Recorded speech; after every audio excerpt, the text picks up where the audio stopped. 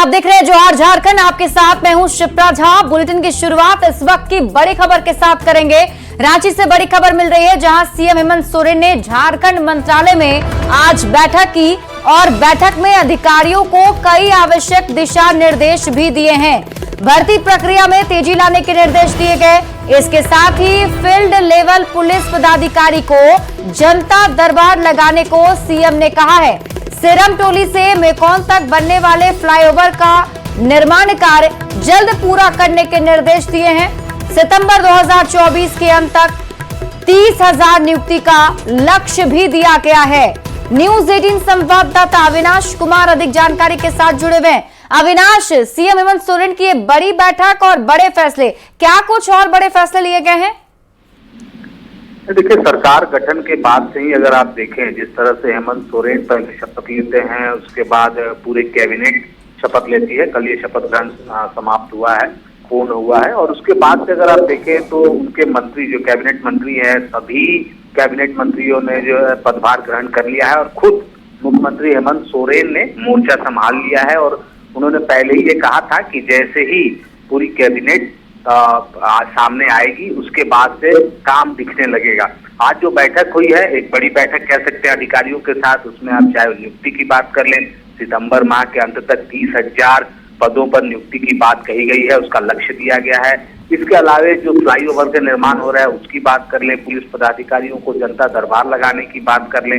ये ऐसे कुछ निर्णय है, या फिर हम ये कह सकते हैं कि ऐसे कुछ निर्देश हैं जिसका असर बहुत जल्द दिखने भी लगेगा। क्योंकि हेमंत सोरेन ने साफ तौर पर अधिकारियों को कहा है कि अब ज्यादा समय नहीं है सरकार के पास। चाहे अगर हम चुनाव के नजरिए से भी बात कर लें तो सरकार ये चाहती है कि जो जनता से किए गए वायदे हैं, खासकर अगर हम युवाओं की अगर हम बात कर लें तो युवाओं को रोजगार देने को लेकर हमेशा से हेमंत सोरेन कई मंच से बोलते रहे हैं।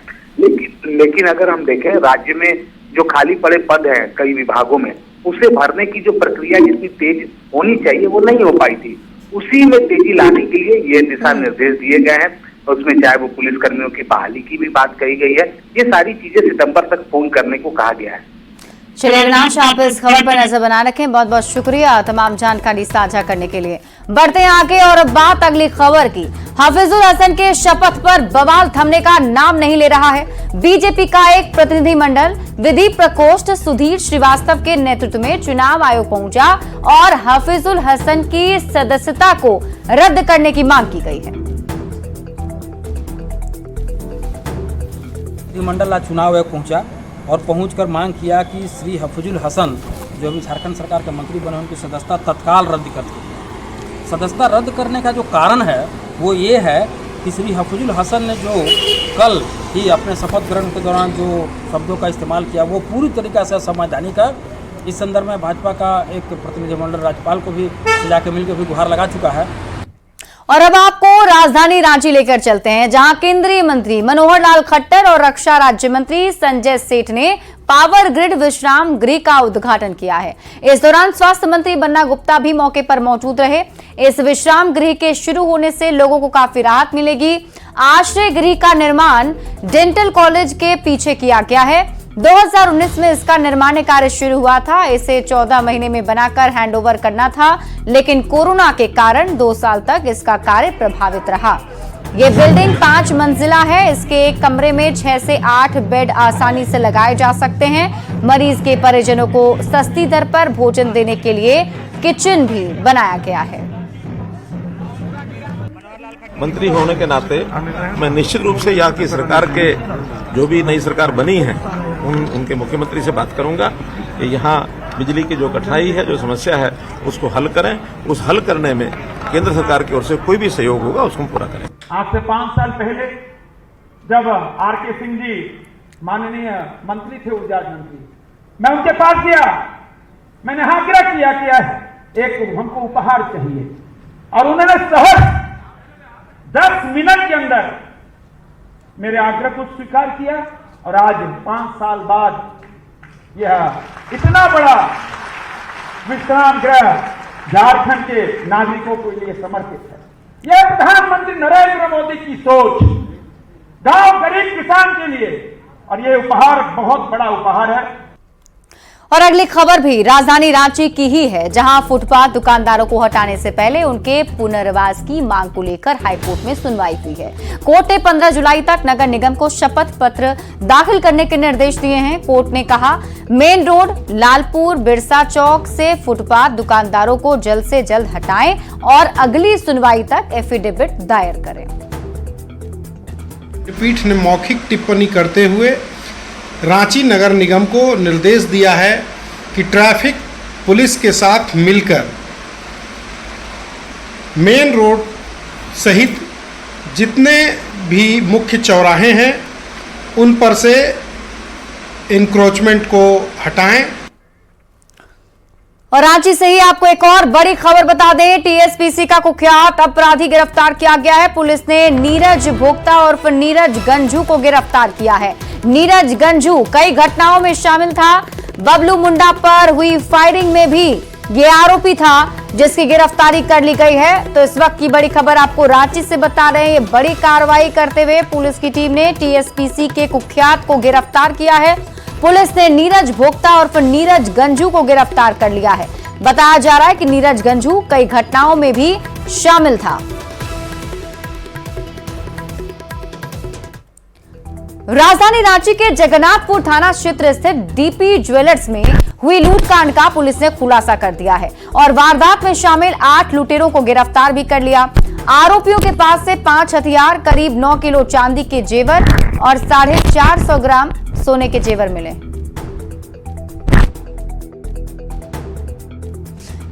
और देखिए, पुलिस के मुताबिक हेलमेट गिरोह का अगला टारगेट उड़ीसा के बालासोर स्थित एक ज्वेलरी शोरूम भी था, जो खुलासा किया गया है। ये तस्वीरें हम आपको दिखा रहे हैं, जिस गैंग का पर्दाफाश पुलिस की टीम ने किया है और इसे गिरफ्तार किया है। साथ ही साथ आप देख सकते हैं कई सारी चीजें बरामद की गई हैं, ज्वेलरी बरामद की गई है, तो साथ ही साथ कई सारे हथियार भी बरामद किए गए हैं।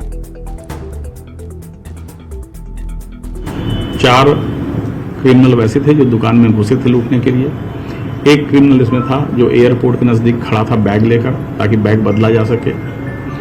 उसके अलावा बाकी जो है वह जेवर को डिस्पोजल करने में और पुलिस गतिविधि की जांच करने के लिए रांची में रुके थे। तो कुल 8 लोग गिरफ्तार हुए हैं। पूरी टीम गिरफ्तार हो गई है। हमारा लगभग जो है 8.5 किलो से ज़्यादा चांदी और लगभग 420 ग्राम सोना बरामद हो गया है। रांची के टाटी सिलवे में बकरी चोरी के आरोप में हुई मॉब लिंचिंग का पुलिस ने खुलासा कर दिया है। पुलिस ने कार्रवाई करते हुए 2 आरोपियों को गिरफ्तार किया है। मामले में अभी भी 6 आरोपियों की तलाश जारी है। रांची एसएसपी ने बताया कि रविवार को टाटी सिलवे इलाके से बकरी चोरी के आरोप में भीड़ ने एक शख्स की पीट कर हत्या कर दी थी। जब उन्होंने सबकी पहचान कराई तो वो पिठोरिया क्षेत्र का निकला, और जब घटना का अनुसंधान किया गया तब ज्ञात हुआ कि बकरी चोरी करने के लिए 4 अपराधी गए थे। चोरी करते हुए गांव वालों ने देख लिया, जिनके घर में चोरी हो रही थी। वो लोग पकड़ना चाहे तो 3 व्यक्ति भाग गए, 1 व्यक्ति पकड़ा गया था। उसके साथ ग्रामीणों ने मारपीट की, जिसकी मृत्यु हो गई। तो हम लोग अभी तक जो है 2 अभियुक्त को गिरफ्तार कर लिए हैं और अन्य 5-6 अभियुक्त चिन्हित हुए हैं, जिसकी गिरफ्तारी की छापामारी चल रही है। बात चतरा की करेंगे। चतरा पुलिस ने क्रशर संचालक से रंगदारी और फायरिंग मामले का खुलासा कर दिया है। पुलिस ने कार्रवाई करते हुए 5 आरोपियों को गिरफ्तार भी कर लिया। पुलिस ने बताया कि वाहन चेकिंग के दौरान पत्थलगड़ा की तरफ से 2 मोटरसाइकिल पर सवार 5 लोग आ रहे थे। पुलिस को देखते ही मोटरसाइकिल तेज करके भागने लगे। इसी दौरान पुलिस के जवानों ने उन्हें पकड़ लिया। एक आरोपी के पास से पुलिस ने देसी कट्टा और 3 जिंदा कारतूस भी बरामद किया है। इनका मनसा था कि जो आरकेएस कंपनी का जो क्रेशर का जो प्रोजेक्ट चल रहा था, उसमें इनका मनसा था रंगदारी मांगना, कि भय दिखाकर जो क्रेशर के संचालक थे उनसे रंगदारी मांगना। गिरफ्तार लोगों का आपराधिक इतिहास है? हाँ, गिरफ्तार लोगों का आपराधिक इतिहास है कि जैसे मुकेश राणा जो है, ये इसके पहले भी 6-7 कांडों में अलग अलग जगह जेल भी ये जा चुके हैं। जैसे हजारीबाग से ये जेल जा चुके हैं, चतरा से जेल जा चुके हैं, गिरिडीह में भी इनके खिलाफ मामला दर्ज है। जमशेदपुर के मानगो पुलिस को बड़ी सफलता मिली है। जवाहर नगर रोड नंबर 15 के पास पुलिस ने छापेमारी कर ब्राउन शुगर बेच रहे एक शख्स को पकड़ा है। तलाशी के दौरान पुलिस ने 21 पुड़िया ब्राउन शुगर बरामद किया। पुलिस ने बताया कि गिरफ्तार युवक का नाम विजय है और यह शहरी इलाकों में ब्राउन शुगर सप्लाई करता था। बता दें कि पुलिस आगे की कार्रवाई के लिए मामले की जांच में जुट गई है।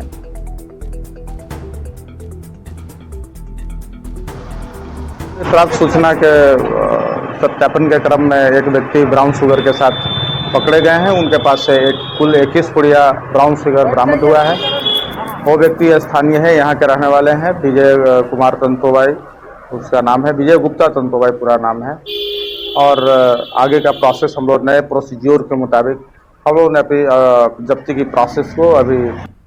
और राज्य से आपको बड़ी खबर बता दें, चोरों ने 2 फ्लैट को निशाना बनाया है, दरवाजा तोड़कर चोरी की कोशिश की है और सीसीटीवी कैमरे में ये सब कुछ कैद हो गया। कैमरे में दरवाजा तोड़ते चोर दिखाई भी दे रहे हैं। बंद फ्लैट को निशाना बनाया गया। पुंदा गोपी क्षेत्र की घटना बताई जा रही है। तो रांची से आपको इस वक्त की बड़ी खबर बता रहे हैं, जहां चोरों ने फ्लैट को निशाना बनाया है। बताया जा रहा है कि ये फ्लैट बंद थे, जिसका दरवाजा तोड़ते हुए चोर नजर आ रहे हैं और ये सारी घटना सीसीटीवी कैमरे में कैद हो गई।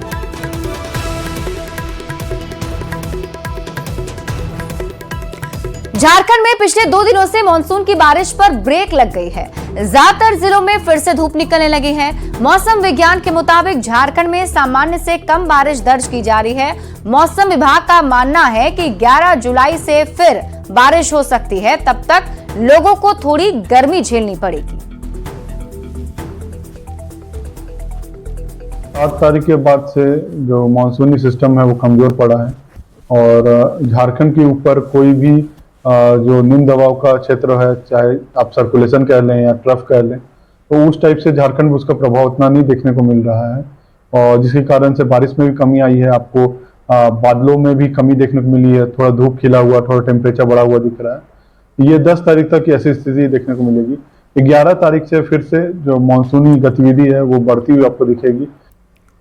अगली खबर आपको रामगढ़ से बता दें, सांकी गांव के बुचटोला में बन रहे पुलिया में दरार पड़ने का मामला सामने आया है। डीसी ने कार्यपालक अभियंता को निर्देश देते हुए कहा है कि पुलिया को फिर से तोड़कर बनाया जाए। बता दें कि पुलिया में दरार पड़ने की खबर न्यूज 18 ने सबसे पहले और प्रमुखता से दिखाई थी। खबर सामने आने के बाद डीसी ने अधिकारियों को कारण बताओ नोटिस भी जारी किया है। पीसीसी पथ और पुलिया का निर्माण कार्य निर्माणाधीन था, उसमें जो भी तकनीकी कठिनाई या पुलिया में जो दरार दिखाई दिया था, उसके लिए कार्यपालक अभियंता को निर्देशित किया गया है और उसको तोड़ करके बनाने करके लिए कहा गया है, ताकि वो सही ढंग से बने और तकनीकी रूप से वो सुदृढ़ रूप से बने। धनबाद में अतिक्रमण के खिलाफ नगर निगम की कार्रवाई लगातार जारी है। नगर निगम ने अतिक्रमण हटाओ अभियान के तहत फुटपाथ पर लगे दुकानों को बुलडोजर चलाकर ध्वस्त किया है। बता दें कि नगर आयुक्त के निर्देश पर फूड इंस्पेक्टर अनिल कुमार के नेतृत्व में हीरापुर क्षेत्र में अभियान चलाकर सड़क पर से अतिक्रमण को हटाया गया और दोबारा दुकानें नहीं लगाने की हिदायत भी दी गई। निर्देश पर आदर्श इंजीनियरिंग स्कूल को लेकर के आपका वहाँ ब्लॉक तक ले कराया जा रहा है और देखा जा रहा है कि सड़क के किनारे जो है अवैध रूप से परमानेंट 3-5 बल्ली घेर करके लगाए हुए हैं, उनको यहाँ से हटाया जा रहा है। कल जो है हमने इसको यहाँ पे मुनादी करा दिया था, अनाउंसमेंट भी कराया था, कुछ दिन पूर्व भी कराया गया था, उसके बावजूद भी यहाँ पे हटाया नहीं गया। तो आज जो है ये कार्रवाई लोगों पे की जा रही है। झारखंड में डिजिटल प्लेटफॉर्म वर्कर्स के लिए एक्ट तैयार किया जा रहा है। बता दें कि श्रम कानून के तहत वर्कर्स को एक्ट के तहत जोड़ने का लक्ष्य निर्धारित किया गया है। एक्ट को लेकर श्रम विभाग ड्राफ्ट को तैयार कर रहा है और 19 जुलाई को बैठक भी बुलाई गई है। श्रम नियोजन विभाग के सचिव ने कहा है कि बहुत जल्द एक्ट तैयार कर झारखंड विधानसभा में भेजा जाएगा।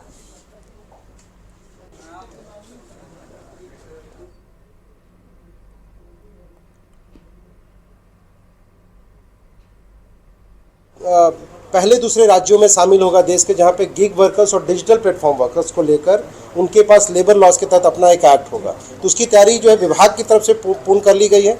जो वैधानिक औपचारिकताएं हैं उसमें हम लोग अभी उस प्रक्रिया को अपना रहे हैं और बहुत जल्द ये एक्ट अपने राज्य के भीतर और क्या नियम बनाने का प्रावधान। चूंकि मैंने कहा कि अभी ये ड्राफ्ट स्टेज पर है, इसको लेकर कंसल्टेशन जारी है, जिसमें हम लोग सभी डीसीज की ओपिनियन भी ले रहे हैं। स्विगी जोमेटो टाइप के जो नियोक्ता कंपनियां हैं उनकी भी ओपिनियन ले रहे हैं, ताकि उनका पक्ष भी लिया जा सके।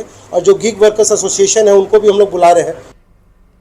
देवघर के सुरेंद्र सिंह शूटिंग स्टेडियम में शूटिंग प्रतियोगिता का आयोजन किया गया। 14वीं झारखंड और दूसरी इंटर स्कूल शूटिंग चैंपियनशिप में 500 से ज्यादा खिलाड़ियों ने हिस्सा लिया। प्रतियोगिता के तीसरे दिन तकरीबन 300 से ज्यादा प्रतिभागियों ने निशाना साधा। राइफल शूटिंग एसोसिएशन के सचिव ने बताया कि देवघर को यह चैंपियनशिप आयोजन करने का दूसरा मौका मिला है और प्रतियोगिता सफलतापूर्वक चल रहा है।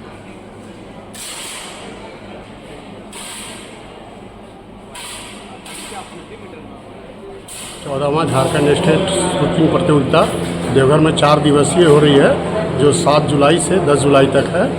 आज ये तीसरा दिन है और लड़कियां बहुत चढ़ बढ़कर इसमें पार्टिसिपेट की है, हर एक जिला का, झारखंड के हर एक जिले से। कितने प्रतिभागी होंगे? प्रतिभागी 500 हैं, इवेंट जो है 700 है। तो जैसे इसमें स्कूल इवेंट भी इंक्लूड है, जो बच्चा स्टेट खेल रहा है वो स्कूल इवेंट भी खेल रहा है। अब आपको खबर गुमला से बताते हैं, जहां पालकोट थाना क्षेत्र के नाथपुर वनटोली गांव में सांप काटने से एक महिला की मौत इलाज के दौरान हो गई। महिला अपने घर में जमीन पर सो रही थी, उसी वक्त सांप ने काट लिया और बाद में आनन फानन में महिला को अस्पताल ले जाया गया, जहां उसकी मौत हो गई। कल भी पालकोट प्रखंड के डोबडीबी गांव में जहरीले सांप के काटने से एक ही परिवार के 3 लोगों की मौत हो गई थी। 2 दिनों में सर्पदंश से 4 लोगों की मौत हो चुकी है।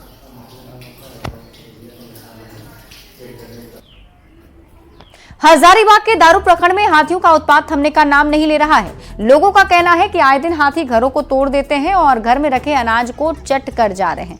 लोगों का यह भी आरोप है कि वन विभाग और जिला प्रशासन इस पर ध्यान भी नहीं दे रहा।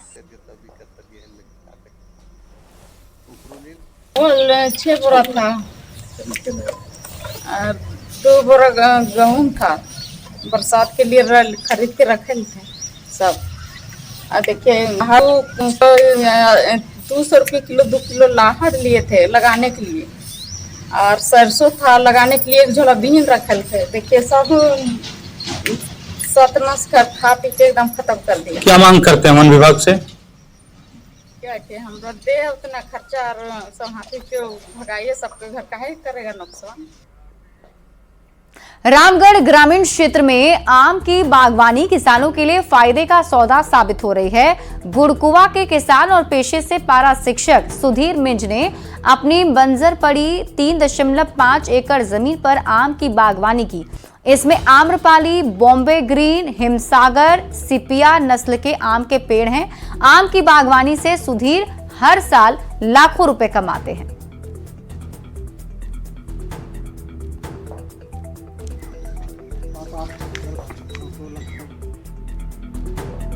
और अब बात मौसम की करते हैं। झारखंड में मानसून की बेरुखी जारी है।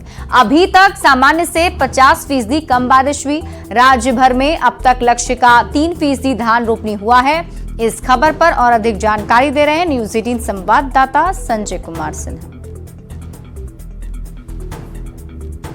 है, लेकिन राजधानी रांची समेत राज्य भर में मानसून का बादल अब तक रूठा नजर आ रहा है। हाल यह है कि राज्य भर में सामान्य से अब तक 50% कम बारिश हुई है और कई ऐसे जिले हैं जहां बारिश 60 से 70% तक कम हुई है। वैसे जिलों में चतरा, सिवुम, रामगढ़, सरायकेला, खरसावां जैसे कई जिले हैं जहां बारिश काफ़ी कम हुई है और इसका असर जो है सीधे धान रोपनी पर पड़ा है। मतलब राज्य भर में धान रोपनी लक्ष्य के करीब अब तक जो है महज लक्ष्य से 3% कम धान रोपनी हो पाई है। मतलब 18 लाख हेक्टेयर में धान रोपनी अब तक हो जानी थी, जो हुई है महज 38,000 हेक्टेयर तक।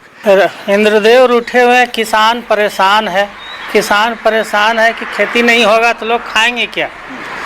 तो आम पब्लिक भी जो है बहुत परेशान है। तक रूठा है। अब तक तो हम लोग भी के घर जाया करते थे।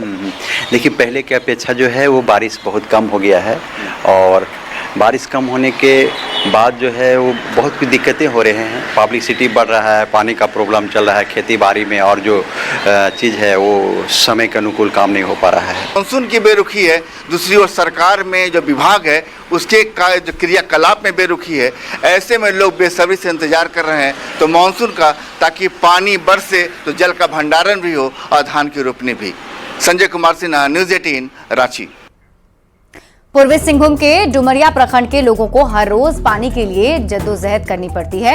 ये गांव ओडिशा राज्य के सीमावर्ती पर बसा है। कभी ये इलाका नक्सली जोनल कमांडर कान्हू मुंडा का ट्रेनिंग सेंटर हुआ करता था, लेकिन ये इलाका नक्सलवाद से मुक्त हो गया है। लेकिन जन समस्या आज भी बनी हुई है। मौके से और अधिक जानकारी दे रहे हैं न्यूज 18 संवाददाता प्रभंजन।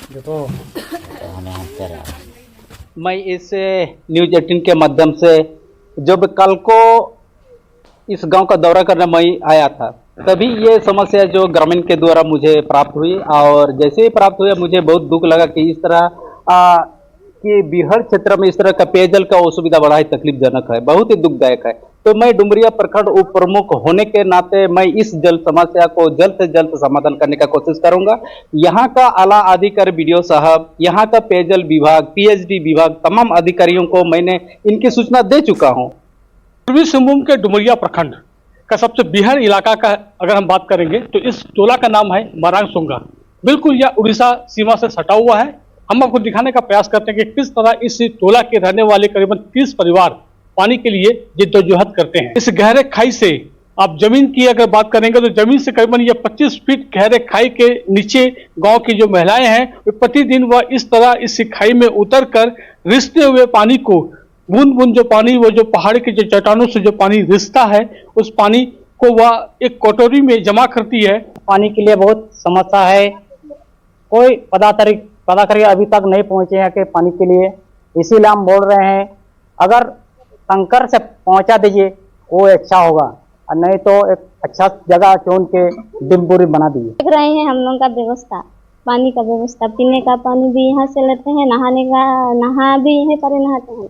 नहाने का कोई नदी तलब नहीं है। तकलीफ क्या है, और यही है कि तकलीफ नहाने का पानी नहीं है, पीने का पानी नहीं है, और किस में पकाएंगे, पानी नहीं लेके जाएंगे, डीप बोरिंग से बना दीजिए और क्या चाहेंगे, कैसे भी करके हम लोग को पानी की व्यवस्था चाहिए। हमारा गाँव है, इसमें बहुत पानी की बहुत समस्या है। जैसे कि यहाँ इतना भीड़ है, कभी कभार तो हम लोग पूरा दिन भर यहीं पे लगा देते पानी के लिए। तो हम लोग यही चाहेंगे सरकार से कि किसी भी तरह से हम लोग को पानी का व्यवस्था दिला दीजिएगा, क्योंकि हम लोग इधर जंगल कोचा है, पूरा गाँव भी मतलब उतना है ही नहीं, हम लोग का लास्ट है उधर उड़ीसा बॉर्डर है, तो यहाँ कोई अधिकतर कर्मचारी यहाँ आता नहीं है। सरकार झारखंड सरकार को कि इस गांव के लोगों की पानी की समस्या को अपने संज्ञान में ले और यहाँ पर पानी की जो जल संकट है उसे दूर करने का प्रयास किया जाए।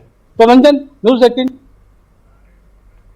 पश्चिमी सिंहभूम के पाताहातू में 4 नकली शराब फैक्ट्री का भंडाफोड़ हुआ है। इन चारों नकली शराब फैक्ट्री में बनने वाली नकली शराब को चाईबासा के सरकारी दुकानों में सप्लाई किया जाता था। इस मामले में सरकारी शराब दुकान के 2 कर्मचारी पकड़े गए। शराब फैक्ट्री से बड़ी मात्रा में खाली बोतल, केमिकल और स्टिकर भी जब्त किया गया है।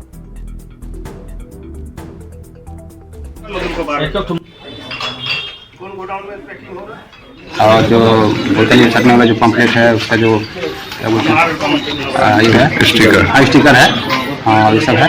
हम लोग उसको और हमारे यहाँ करवा रहे हैं जी, और हम लोग गिनती कर रहे हैं। बारिश शुरू होते ही हजारीबाग के बाजार में इन दिनों मशरूम की बिक्री तेजी से हो रही है। बाजार में मशरूम का दाम 700 से 1000 रुपए बिक रहा है। सावन आते ही इसकी खपत और भी ज्यादा बढ़ जाती है।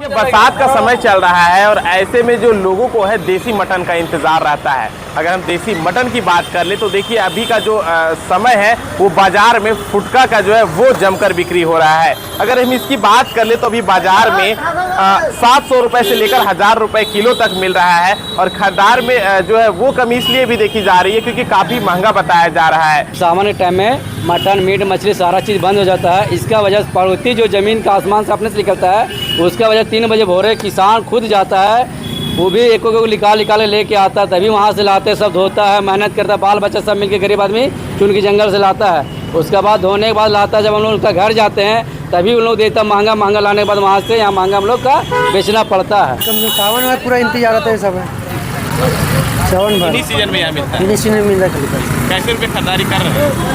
600 रुपये किलो। लोग जो है ज्यादा तो नहीं लेकिन थोड़ा खरीदते हैं और इसकी जो है स्वादिष्ट को जरूर चखते हैं। सुशांत सोनी, न्यूज 18 हजारीबाग। और फिलहाल इस बुलेटिन में अभी के लिए बस इतना ही। आप देखते रहिए न्यूज 18 बिहार झारखंड।